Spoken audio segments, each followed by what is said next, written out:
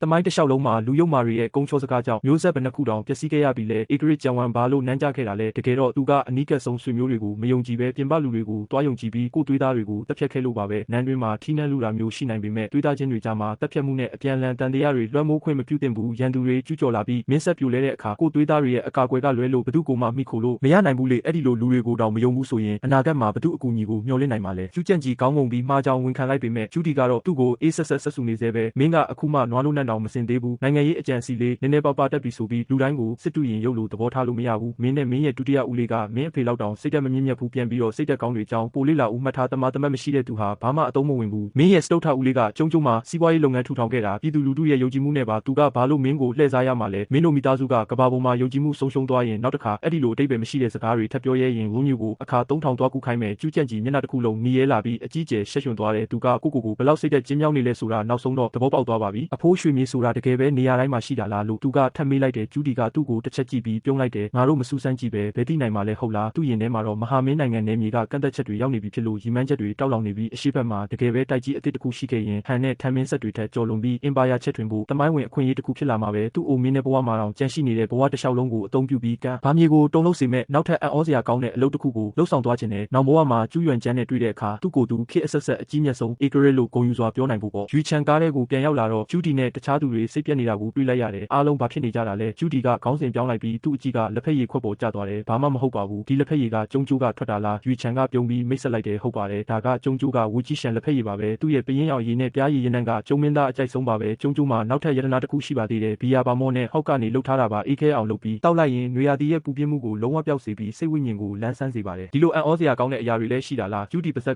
ကရေတွေကျလာတယ်သူတို့မျိုးတွေရောက်တာနဲ့တခါတော့တောက်ကြည့်ဖို့ဆုံးဖြတ်လိုက်တယ်ဒါပေမဲ့အရင်ဆုံးတော့ကျူကအောက်ဆွန်ရဲ့တန်ရာကိုဆေးရုံမှာသွားကူရမယ်လို့ရွေချန်ကပြောလိုက်တယ်ဟုတ်ကဲ့တွေးထုတ်ပြရမယ်တန်ရာပါပဲအဲ့ဒီအခါမှာကျူတီကသူ့ရဲ့စိုးသွန်းတဲ့သားရဲ့တန်ရာကိုတတိယပြီးမေးမြန်းလိုက်တယ်ကျူကအောက်ဆွန်ထိမိသွားတယ်အဖေအရင်ဆုံးတော့တောက်ကြရအောင်လားကျူတီတက်ပြင်းချလိုက်ပြီးနောက်တစ်ချိန်မှာသူ့ကိုရွှေကန်းကြီးကိုနဲ့မြေချဲထွင်ဖို့စေလွတ်မယ်လို့တိတ်တိတ်လေးဆုံးဖြတ်လိုက်တယ်စိတ်ဆုံးဖြတ်ပြီးတော့ကျူတီကရွေချန်ပတ်လှည့်လိုက်တယ်ကျုံကျိုးကိုရောက်လာတာတကယ်ကိုမျက်စိပွင့်လောက်စရာပါပဲဒါပေမဲ့ဂျေနန်တင်မောချင်းတွေစောက်လုပ်ရေးပစ္စည်းတွေအကြောင်းရွေချန်လေးရှင်းပြပေးပါဦးဒီဂျေနန်ဆိုတာအမခမ်းပဲရွေချန်ကပွင့်ပွင့်လင်းလင်းပဲပြောပြလိုက်တယ်ကဘာမြေကြီးဟာတန်လိုက်ဝင်ရိုးတွေရှိတဲ့ကြီးမားတဲ့ဘဲဥပုံစံရှိပါတယ်တန်လိုက်တက်ကလျှက်စစ်တက်ကိုထုတ်ပေးနိုင်ပြီးအပူကိုလည်းလျှက်စစ်တက်အဖြစ်ပြောင်းလဲနိုင်ပါတယ်ဂျေနန်ဆက်ကလျှက်စစ်စီးကြောင်းတွေကိုအားပြုပြီးမက်ဆေ့ချတွေပို့တာပါလက်ရှိမှာကျုံမှာဂျေနန်ဆက်60ကျော်ရှိပြီးအကောက်ခွန်ရုံးတွေကိုအပြည့်အဝဖုံးအုပ်ထားပါတယ်အဲ့ဒါကနေတဆင့်ပဲခင်ဗျားတို့ရောက်လာပြီဆိုတာကျွန်တော်ကိုအကြောင်းကြားတာပါအခုဆိုရင်လီ100ကနေ200လောက်ထိပို့နိုင်ပါပြီနှစ်အနည်းငယ်အတွင်းမှာလီ1000ကျော်အထိပို့နိုင်ပါလိမ့်မယ်ဒီစကားကိုကြားလိုက်ရတော့လူတိုင်းအံ့ဩတုန်လှုပ်စွာတယောက်ကိုတယောက်ကြည့်နေကြတယ်ကျူတီဆိုပို့ပြီးတောင်တုန်လှုပ်သွားတာပေါ့ကျုံရဲ့နီးပညာကမဟာမင်းနိုင်ငံရဲ့နီးပညာကိုအများကြီးကျော်လွန်နေပြီပဲသူပြန်ရောက်တာနဲ့အရာရှိတွေကိုတောင်ဘက်ကိုဆေလွတ်ပြီးဒီပညာရက်တွေကိုတင်ယူခိုင်းမယ်မဟာမင်းရဲ့စွမ်းအားကိုစူးစီးပြီးလိုက်မီအောင်လုပ်မယ်လို့ဆုံးဖြတ်လိုက်တယ်သူ့လိုကြီးမြတ်တဲ့ယုံလော့ဧကရစ်ကသူ့ရဲ့စတုထသားလောက်တောင်မစွမ်းဆောင်နိုင်တာမျိုးဖြစ်နေပြီလားအားလုံးပဲဒါကကျုံရှန်မိရထားပူရာယုံပါအခုဆိုရင်ကျုံရှန်မျိုးတွေကိုရောက်ရှိနေပြီဖြစ်ပါတယ်မိရထားရက်တန်တာနဲ့တပြိုင်နက်ရွေချန်ကထရက်ပြီးလမ်းပြဖို့ပြင်လိုက်တယ်ဒါပေမဲ့ကျူတီနဲ့သူ့သားတွေကတော့နည်းနည်းတရုံကရင်ဖြစ်နေတော့မယ်မိရထားပေါ်မှာသူတို့မြင်ခဲ့ကြခဲ့ရတာတွေထဲမှာနင်းမျိုးနေကြတော့မှဂျေနန်ဘီလက်မြေစက်ယုံဝက်ဦးစက်ယုံရေနွေးငွေအင်ဂျင်ရွေချန်လန်းတစ်လျှောက်ရှင်းပြခဲ့တဲ့စမ်းသစ်တဲ့အရာတွေကသူတို့ရဲ့ဖန်တီးမှုဆိုင်ရာနားလည်မှုကိုလုံးဝပြောင်းလဲပစ်လိုက်ပြီးအထူးသဖြင့်မိရထားဆိုတာရေနွေးကိုစူအောင်တီးပြီးရေနွေးငွေထုတ်ယုံနဲ့ပြီးသွားတာမျိုးမဟုတ်ပါဘူးဥပမာအဖြစ်ချိတ်ပိတ်ဖို့အသုံးပြုတဲ့ရာဘာဆိုရင်ရွှေကန်းချီကနေမျိုးစေ့တွေယူပြီးကျုံမှာ6နှစ်ကြာစိုက်ပျိုးရတယ်ဘယ်ရင်းနဲ့ဂီယာလိုအစိပ်ပိုင်းတွေဆိုရင်မရေမတွက်နိုင်တဲ့ကြိုတင်လိုအပ်တဲ့နည်းပညာတွေကထောက်ပံ့ပေးနေရတာသူတို့ကိုပို့ပြီးအားအသင့်စေတာကဒီအရာအလုံးရဲ့ရင်းမြစ်ဟာသူကိုယ်တိုင်ဖြစ်နေတာပါပဲပုံစံတွေကိုလည်းသူကပဲရေးဆွဲခဲ့တာစက်ရန်တရားတွေကိုပန်းပဲဆရာတွေနဲ့အတူသူကိုယ်တိုင်လက်နဲ့တိစောက်ခဲ့တာအခြေခံ theory တွေကိုလည်းသူကပဲထုတ်လုပ်ခဲ့တာကျုံမှာဆိုရင်သူကလူတော့ဒီရဲ့ပါဆက်ဖြားမှာကောင်းကင်ဘုံကဆေးလွတ်လိုက်တဲ့ပညာရှိတစ်ပါးလိုဖြစ်နေပြီးဝေဖန်စကားတစ်လုံးမှမထွက်ရဲကြဘူးသူကအရင်ကကွန်ပျူတာကျန်းစာတွေပဲတင်ယူခဲ့တာလေဘယ်လိုလုပ်ဒီလိုကျွမ်းကျင်မှုမျိုးတွေရှိလာနိုင်မှာလဲကျူတီတွေးလေတန်တရားတွေပိုဝင်လာလေပါပဲမိရထားဘောကဆင်းလာတာနဲ့ကျူတီကကျူကအောက်ဆွမ်းကိုဘေးဖက်ဆွဲခေါ်လိုက်တယ်အဲ့ဒီတုန်းကသူ့မှာထူးထူးခြားခြားတစ်ခုခုကိုသတိထားမိခဲ့သေးလားကျူကအောက်ဆွမ်းကခေါင်းကိုကင်ပြီးညှဉ်းညူလိုက်တယ်အဲ့ဒီတုန်းကကျွန်တော်ကစစ်တပ်စခန်းမှာပဲအမြဲရှိနေတာလေသူ့နဲ့ထိတွေ့မှုနဲတယ်ကျွန်တော်သူ့ကိုမြင်းစီတင်ပေးတုန်းကသူကမျိုးရိုးရှိကစူးဝေးလို့ပြောခဲ့တာပဲမှတ်မိတယ်အတိတ်ပဲမရှိဘူးလို့ထင်ခဲ့တာအခုတော့တကယ်ဖြစ်နိုင်တာပဲကျူတီကစူးဝေးဆိုတဲ့နာမည်ကိုရေးရွတ်ပြီးစီးတီအနှစ်စေးလုံးတစ်လုံးကိုထုတ်ပြီးမျိုးချလိုက်တယ်ကျူကအောက်ဆွမ်းကသူ့ကိုမတ်မောကြည့်ပြီးတစ်လုံးတောင်းလိုက်တယ်သူကစေးလုံးကိုအိတ်ထဲထည့်လိုက်တာနဲ့ရွေချန်ကကားစင်တင်ဖြစ်ပြီလို့လှမ်းခေါ်တန်ကြားလိုက်ရတယ်အရင်ဆုံးစေးရုံမှာဒဏ်ရာကိုကုပြီးမှအစာစားကြမယ်ဘူဒါယုံအပြင်ဘက်မှာတော့လူတိုင်းအားအသင့်နေကြတယ်၄ထက်၅ထက်အဆောက်အုံတွေဟာတက်ရက်တန်းစီပြီးရက်နေကြတယ်ကွန်ကရစ်လမ်းတွေပေါ်မှာရင်ကြောပိတ်ဆို့ပြီးလူတွေရဲ့ဆူညံတန်တွေရှိပေမဲ့ညစ်ပတ်ပေချင်တာမျိုးတစ်စက်မှမရှိဘူးဒါဟာသူတို့တစ်ခါမှမမြင်ဘူးတဲ့တာယာဝပြောတဲ့မြင်ကွင်းတစ်ခုပါပဲကျူတီတက်ပြင်းချလိုက်တယ်တောင်ဘက်နယ်စပ်မှာဒီလိုခမ်းနားတဲ့မြင်ကွင်းမျိုးရှိနေလိမ့်မယ်လို့ဘယ်ထင်မလဲရွေချန်ကရှင်းပြလိုက်တယ်ဒါကမျိုးတစ်ပါမျိုးဟောင်းပိုင်းတွေကတော့တင်းငယ်တဲ့ခရိုင်တစ်ခုလိုပါပဲအဲ့ဒီနောက်သူကကျူတီနဲ့အတူကားပေါ်တက်လိုက်တယ်ကားထဲမှာကျူတီကပြတင်းပေါက်အပြင်ဘက်ကအမျိုးသမီးတွေရဲ့ချီပါအင်ဂျီတွေကိုကြည့်ပြီးမျက်မှောင်ကျုပ်သွားတယ်မိန်းမတွေကခြေထောက်တွေဖော်ပြတာဒီလောကကြီးဘလို့တွေ ဖြစ်နေပြီလေဒါပေမဲ့ယူချန်ကရေပြီးပြောလိုက်တယ်ကျုံကျိုးကတစ်နှစ်ပတ်လုံးပူနေတာကိုကျုံမင်းသားကိုယ်တိုင်ဒီဇိုင်းထုတ်ထားတဲ့ချန်ဆန်ဝတ်စုံတွေဟာအရင်ကရင်သားတွေပေါ်လွင်တဲ့ fashion တွေထက်ပိုပြီးတရက်လက်ပစေတာမို့ယဉ်ကျေးတယ်လို့ဆိုရမှာပါဒါပေမဲ့ဂျူဒီတယောက်မျက်နှာပူတလူလူဖြစ်နေတော့ယူကာအုပ်စုရဲ့အန်အောတန်ကြောင့်အာယုံပြန်ရောက်သွားတဲ့လမ်းဘေးမှာချန်ဆန်ဝတ်ထားတဲ့အမျိုးသမီးတဦးရဲ့ခြေထောက်တွေမှာပေါ်ပါတဲ့အမြင့်ထက်ပိုးသားတစ်မျိုးကသူမရဲ့တွေ့ရတဲ့ခန္ဓာကိုယ်ကိုပိုပြီးပေါ်လွင်စေနေတာကိုတွေးလိုက်ရတာပေါ့ယူကီယန်အဲ့ဒါသူ့ခြေထောက်ပေါ်ကဘာကြီးလဲယူကာအုပ်စုတယောက်များအစီအဝါမခံနိုင်အောင်ကိုငေးကြည့်နေမိတယ်ဒါတွေကဒီနှစ်မှထွက်တဲ့ကိုးချီအိတ်အစ်တွေပါဗျာချောင်ကျိုးကအမျိုးသမီးတွေအားလုံးဒါကိုဝတ်ရတာအရန်ကြိုက်ကြတယ်လို့ယူကီယန်ပြောလို့မဆုံးသေးဘူးယူကာအုပ်စုရဲ့အကြီးကပိုပြီးစူးစိုက်သွားတော့တယ်ဒါနဲ့လှုပ်ရှားစီကားနေတဲ့လမ်းမတွေထဲမြင်းလဲကြီးဖြစ်သွားတော့ဂျူဒီတယောက်မျက်လုံးတွေကလမ်းဘေးဝဲရာကဆိုင်ကန်းတွေစီရောက်သွားတယ်တခြားဒေသကဆိုင်ကန်းတွေနဲ့မတူတာကချောင်ကျိုးမှာဆိုင်ကန်းတွေကိုဟင်းလင်းဖွင့်မထားပဲတကားတေးသေးလေးတွေပဲတက်ထားတယ်တကားဘေးနားမှာတော့ကြည်လင်တောက်ပတဲ့မန်ချက်ကြီးတွေရှိနေတာပေါ့မင်းသားလေးဒီမန်တွေဟာချောင်ကျိုးရဲ့စက်မှုလုပ်ငန်းအခြေခံပဲအစကတော့ကျွန်တော်တို့မန်နဲ့လက်မှုပစ္စည်းတွေရောင်းပြီးစခဲ့တာပါလို့ယူကီယန်ကရှင်းပြတယ်မင်းကြီးလက်ထက်မှာမှန်တစ်ချက်ကတဲတရတန်ပေမဲ့ဒီမှာတော့တစ်ဆက်တည်းပဲကုန်လာတဲ့ဂျူဒီရင်နဲ့တင်းကျပ်သွားတယ်လျံကွန်းကိုတည်သွားရင်ဆယ်ဆအမြတ်ရမှာရေရှည်မှာမင်းကြီးရဲ့ရွှေငွေတွေဒီကိုပဲစီးဝင်ကုန်တော့မှလားတရားရုံးမှာငွေကြေးပြက်လက်ပြီးဘောင်ချောင်ငွေကြေးနဲ့အခက်အခဲဖြေရှင်းနေရတာကိုသူကောင်းကောင်းသိတယ်ဒီလိုဈေးနှုန်းကွာဟမှုမျိုးကိုသူလက်မခံနိုင်ဘူးမင်းသားလေးအရန်တွေးပူနေတာပါယူကီယန်ကကောင်းရမ်းတယ်ချောင်ကျိုးမှာကုန်ပစ္စည်းဈေးနှုန်းတွေနည်းပေမဲ့တာမန်ပြည်သူတွေမတက်နိုင်ဘူးဝယ်သူတွေကအရာရှိကြီးတွေနဲ့တထေးသူကြွဘယ်တွေပဲများတယ်သူတို့ကရွှေငွေတွေမြေကြီးထဲမြုပ်ထားတာထက်ငွေကြေးလက်ပတ်တာပိုကောင်းတာပေါ့ချောင်ကျိုးကမင်းကြီးစီကတစ်တွေပိုးတယ်တွေဝယ်နေရတဲ့ပတ်စံတွေကနောက်ဆုံးတော့ပြန်စည်းဝင်မှာပါပြီးတော့တာမန်ပြည်သူတွေကိုလည်းဝင်ငွေရှာခွင့်ရစေတယ်ပြီးတော့အစိုးရကလည်းကုန်သွယ်ခွန်တွေရတာပေါ့ယူချန်ဂျီကအချိန်ကိုက်ဖြစ်ဆွတ်တယ်အဖိုးရီလျံကွန်းကအခွန်ဝင်ငွေတွေလည်းဒီနှစ်တွေမှာအများကြီးတိုးလာတာပါဗျာအဲ့ဒီနောက်တော့ယူကီယန်ကသတင်းပေါက်ကိုလက်ညှိုးထိုးပြတယ်ကဲဆေးရုံရောက်ပြီးအားလုံးစင်ကြရအောင်ဂျူဒီမောကြည့်လိုက်တော့ကျုံရှမ်းပထမဆေးရုံဆိုတဲ့ဆိုင်းဘုတ်ကိုတွေ့လိုက်ရတယ်အဲ့ဒါကတော်ဝင်ဆေးပညာအကယ်ဒမီရဲ့အရွယ်အစားထက်အများကြီးပိုကြီးမားနေတဲ့အေယာမအဆောက်အုံကြီးတစ်ခုပေါ့ဒီဆေးရုံကြီးကိုဘာလို့ဒီလောက်ခမ်းနားကြီးကျယ်အောင်စောက်ထားရတာလဲယူကီယန်ကရှင်းပြတယ်ကျုံရှမ်းပြည်သူတွေအားလုံးကသူတို့ယောဂတွေကိုကုသဖို့ဆေးရုံကိုလာကြရတာလေဒီမှာဆေးရုံလေးရုံနဲ့ဆေးကန်းဒါဇင်ပေါင်းများစွာရှိပေမဲ့မလုံလောက်သေးဘူးပြည်သူတွေကဆေးရုံတွေကသေးလုံးနဲ့ပဲပြောကြတာမကြီးဘူးလို့မပြောဘူးဂျူဒီနားလည်သွားတယ်သူကမင်းကြီးရဲ့တော်ဝင်ဆေးရုံစံနှုန်းနဲ့တိုင်းတာနေခဲ့တာကျုံရှမ်းဆေးရုံကတာမန်ပြည်သူအားလုံးအတွက်ဝန်ဆောင်မှုပေးနေတယ်ဆိုတာမသိလိုက်ဘူးပြည်သူတွေတက်နိုင်ပါမလားလို့သူတွေးနေတော့ယူကာအုပ်စုကတိုးတိုးလေးကပြောတယ်ယူကီယန်ယူချန်ဂျီအဲ့ဒီခြေအိတ်တွေဘယ်မှာရလဲဗျာကျွန်တော်တယောက်အတွက်နည်းနည်းဝယ်ခြင်းလို့ယူကီယန်တယောက်အံ့ဩသွားပြီးမှပြုံးလိုက်တယ်လမ်းဘေးမှာဘယ်နေရာမဆိုရှာလို့ရပါတယ်အရင်ဆုံးမင်းသားရဲ့ဒဏ်ရာကိုကူရအောင်ဗျာအဲ့ဒီအချိန်မှဒါပဲအပြင်ကနေအော်တန်တစ်ခုထွက်လာတယ်လမ်းဖယ်ကြအရေးပေါ်လူနာလူအများပြားကလူနာတင်လဲနဲ့ပြေးဝင်လာတယ်လှဲပေါ်မှာတော့တန်ချောင်းနဲ့ထိုးမိထားတဲ့လူတယောက်ဂျူဒီမျက်မှောင်ကျုပ်သွားတယ်ဒီလိုဒဏ်ရာမျိုးနဲ့ဆိုရင်သူ့ကိုလွတ်ထားလိုက်ပါတော့ဘာလို့နှိပ်စက်နေတာလဲပတ်ဝန်းကျင်ကတာမန်ပြည်သူတွေကသူ့ကိုမျက်စောင်းထိုးကြည့်လိုက်ကြတယ်ယူကီယန်ကလင်းမြန်စွာတိုးတိုးလေးသတိပေးလိုက်တယ်မင်းသားလေးဒီလိုအလင်းစလို့မပြောပါနဲ့ကျုံကျုံမှာဒီလိုဒဏ်ရာမျိုးကိုကုသလို့ရတယ်ဒါကအသက်နဲ့သေခြင်းတရားကိစ္စပါနောက်ပြောင်လို့မရဘူးဒီလိုဒဏ်ရာမျိုးတောင်ကဲနိုင်တာလားဂျူဒီမျက်ခုံးတွေချက်ချင်းပစ်တက်သွားတယ်သူကဆေးရုံဘက်ကိုတန်တရားအပြည့်နဲ့ကြည့်နေမိတယ်ဒီဆေးရုံမှာတေးလူကိုတောင်ရှင်အောင်လုပ်နိုင်တဲ့နက်ဆရာဝန်ကြီးရှိလို့လားလုံးဝမဟုတ်ဘူးဗျယူကီယန်ကောင်းရမ်းတယ်ကျုံကျုံမှာနက်ဆရာဝန်လို့ခေါ်နိုင်တဲ့တူဦးလေးတော်သူကချောင်းပရင်ကိုယ်တိုင်ပဲဒီကဆရာဝန်များစုကဆေးကြောင်းကဘွဲရတွေပါသူတို့ကယောဂကြီးကြီးမားမားတွေနဲ့ရုန်းကန်ရနိုင်ပေမဲ့ယောဂတေးသေးလေးတွေကတော့ပြဿနာမရှိဘူးအဲ့ဒီတန်ရာရတဲ့သူကိုချောင်းပရင်ရဲ့ပထမဆုံးကျောင်းသားတွေကုသပေးမှာသူတို့ရဲ့ဆေးပညာကျွမ်းကျင်မှုကတော်တော်ကောင်းပါတယ်ဒီလိုပြောပြီးယူကီယန်ကအရေးပေါ်ခွဲစိတ်မှုအတွက်သတင်းပေါက်မှာစည်ရင်သွားသွင်းတဲ့ဂျူဒီကသတင်းပေါက်ကနေစည်ရင်သွင်းတဲ့စာရွက်ကိုကြည့်ပြီးထပ်ပြီးစဉ်းစားမရဖြစ်သွားတယ်ဒီစည်ရင်သွင်းတာကဘာအတွက်လဲစည်ရင်သွင်းတာကနာမည်ကိုမှတ်တမ်းတင်ပြီးကုသမှုအတွက်တန်းစီရလွယ်အောင်လို့ပါအခကြေးငွေလဲပါပါတယ်ယူကီယန်ကရှင်းပြတယ်ပုံမှန်ရက်ချင်းက9 ဝမ်ရေးပေါ်က